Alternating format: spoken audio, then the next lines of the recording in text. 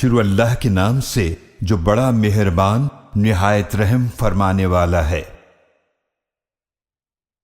نون، قسم ہے قلم کی اور اس کی جو وہ لکھتے ہیں۔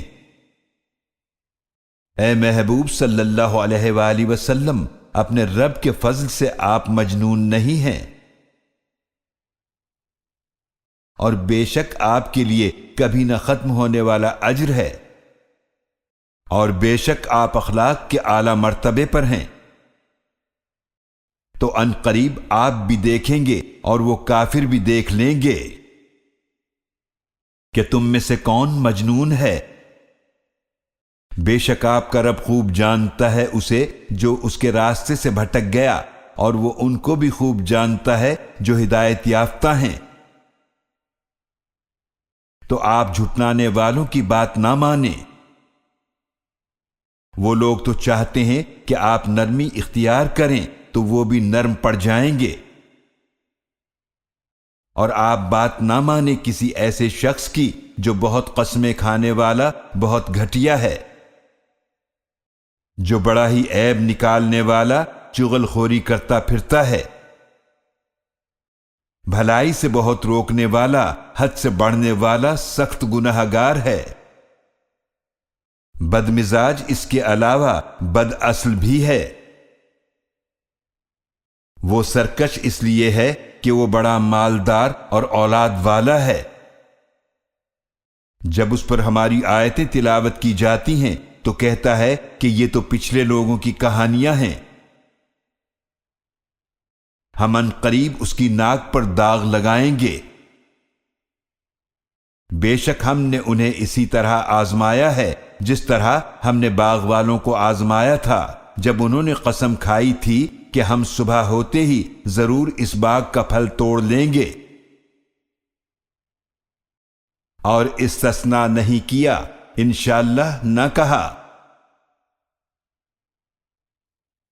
تو رات کے وقت اس باغ پر ایک پھرنے والا عذاب پھر گیا آپ کے رب کی طرف سے جبکہ وہ سو رہے تھے۔ تو صبح کو وہ باغ کٹی ہوئی کھیتی کی طرح ہو گیا۔ پھر صبح ہوتے ہی وہ لوگ ایک دوسرے کو پکارنے لگے کہ صبح سویرے اپنے کھیت کی طرف چل پڑو اگر تم پھل توڑنا چاہتے ہو۔ تو وہ چل پڑے اور آپس میں چپکے چپکے یہ کہتے جاتے تھے کہ آج تمہارے پاس اس باغ میں ہرگز کوئی مسکین داخل نہ ہونے پائے،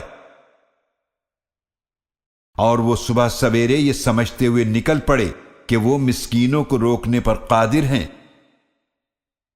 تو جب انہوں نے اس ویران باغ کو دیکھا تو کہنے لگے کہ یقیناً ہم ضرور راستہ بھول گئے ہیں۔ جب غور سے دیکھا تو پکار اٹھے بلکہ ہم تو محروم ہو گئے ہیں۔ ان میں جو نسبتاً بہتر تھا اس نے کہا، کیا میں نے تم سے نہیں کہا تھا کہ تم تسبیح کیوں نہیں کرتے؟ تب وہ کہنے لگے، ہمارا رب پاک ہے، بے شک ہم ہی ظالم تھے۔ پھر وہ ایک دوسرے کی طرف متوجہ ہو کر ایک دوسرے کو ملامت کرنے لگے۔ انہوں نے کہا، ہائے افسوس ہم پر، بے شک ہم ہی سرکش تھے۔ امید ہے کہ ہمارا رب اس باغ کے بدلے میں ہمیں اس سے بہتر عطا فرمائے، بے شک ہم اپنے رب کی طرف رجوع کرتے ہیں۔ اسی طرح عذاب ہوتا ہے، اور آخرت کا عذاب یقیناً سب سے بڑا ہے، کاش کہ وہ لوگ جانتے۔ بے شک پرہیزگاروں کے لیے ان کے رب کے پاس نعمتوں والے باغات ہیں۔ تو کیا ہم فرما برداروں کو مجرموں کے برابر کر دیں گے؟ تمہیں کیا ہو گیا ہے، تم کیسے فیصلے کرتے ہو؟ کیا تمہارے پاس کوئی کتاب ہے جس میں تم یہ پڑھتے ہو کہ اس میں تمہارے لیے وہ کچھ لکھا ہے جو تم پسند کرتے ہو؟ یا تمہارے لیے ہمارے ذمے کچھ قسمیں ہیں جو قیامت تک باقی رہنے والی ہیں کہ تمہارے لیے وہ کچھ ہوگا جس کا تم فیصلہ کرو گے؟ ان سے پوچھئے کہ ان میں سے کون اس کا ذمہ دار ہے، یا ان کے اور بھی شریک ہیں تو اپنے ان شریکوں کو لے آئیں اگر وہ سچے ہیں۔ جس دن پنڈلی کھول دی جائے گی اور انہیں سجدے کے لیے بلایا جائے گا تو وہ سجدہ نہ کر سکیں گے، ان کی آنکھیں جھکی ہوں گی، ان پر ذلت چھا رہی ہوگی، اور حالانکہ وہ دنیا میں سجدے کے لیے بلائے جاتے تھے اور جبکہ وہ صحیح سالم تھے۔ تو آپ مجھے اور اسے چھوڑ دیں جو اس کلام کو جھٹلا رہا ہے، ہم انہیں آہستہ آہستہ تباہی کی طرف لے جائیں گے، اس طرح کہ انہیں معلوم بھی نہیں ہوگا،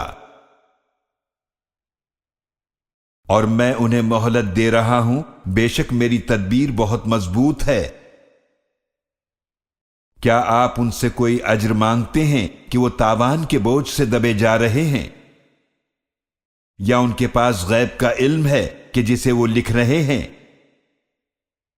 تو آپ اپنے رب کے حکم کے لیے صبر کیجئے، اور آپ صلی اللہ علیہ وآلہ وسلم مچھلی والے یونس علیہ السلام کی طرح نہ ہو جائیے جب انہوں نے اللہ کو پکارا تھا اس حال میں کہ وہ غم سے بھرے ہوئے تھے۔ اگر انہیں نہ سنبھالا ہوتا ان کے رب کے فضل نے تو وہ یقیناً چٹیل میدان میں ڈال دیے جاتے، اس حال میں کہ وہ الزام دیے ہوئے ہوتے۔ پھر ان کے رب نے انہیں چن لیا تو انہیں قرب خاص کے ساتھ صالحین میں شامل فرما لیا،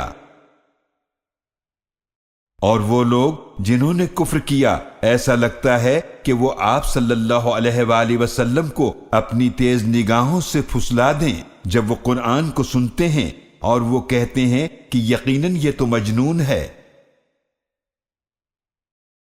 حالانکہ وہ قرآن تو تمام جہانوں کے لیے نصیحت ہے۔